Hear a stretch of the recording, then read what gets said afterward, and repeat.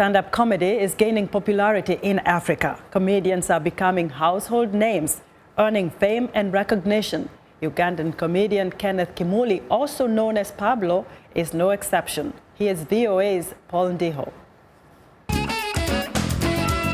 Comedians are as funny as ever and can turn your bad day into a better day with their hilarious jokes.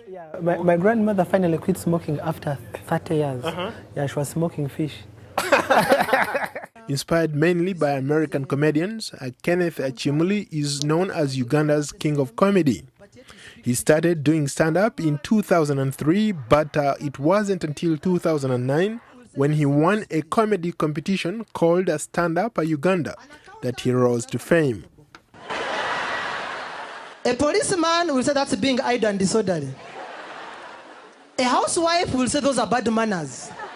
I always tell people that I knew I'd become a stand-up comedian the day I was born. Yeah, because when I was born, my dad walked into the maternity ward, took a look at the baby and asked my mother one question: is this a joke? And here I am, a living joke.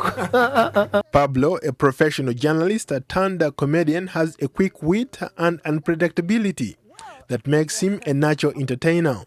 I've seen very many people who have dropped what they started to come into comedy. We have engineers who have now said, you know what, I have the degree in engineering, let me go into comedy. I did a degree in journalism, mass media, and creative writing. I'm still doing comedy.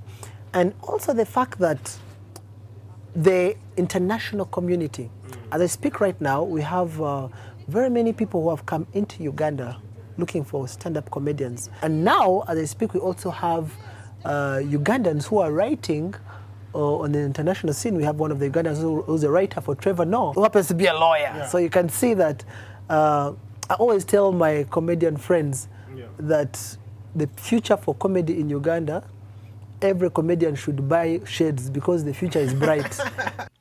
Pablo has wooed everyone with his unique African-infused brand of comedy and humor, selling out venues across Africa. What's your favorite job? I helped our neighbor who wanted to commit suicide. He had prepared the rope to hang himself, and when he was about to hang himself, he saw Pablo standing there. I was just 9 years old, and he told me, what do you want? I told him, go ahead, I'm only waiting for your shoes. And the man changed his mind. Arthur Lutaro, an independent industry analyst, says the government needs to pay attention to this growing industry.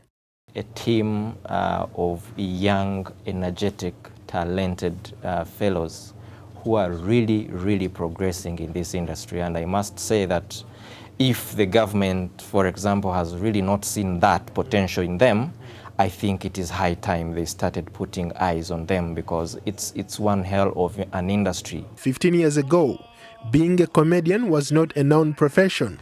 And in Uganda, it's still a bit informal.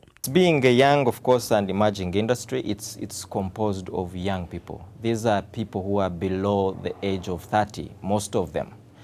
And when you look at the environment within which they are operating, I think they are doing it on their own. They are pushing themselves. In Uganda, there are few full-time comedy clubs and no real circuits for stand-up comics to perform. But the burgeoning comedy scene in Uganda is exciting, and it's impressive to see how polished Pablo is for someone who has only been doing stand-up for a few years. Pablo now believes that comedy is being taken seriously as a career path in Uganda. Ndiho, VOA News. And that's our show for today. Be sure to watch Africa 54 on our website at voaafrica.com. For more news, tune in to VOA's evening radio show, Africa News Tonight, at 1800 UTC, and in the mornings to Daybreak Africa between 0300 and 0600 UTC, Monday through Friday. Thanks for watching, and good night from Washington.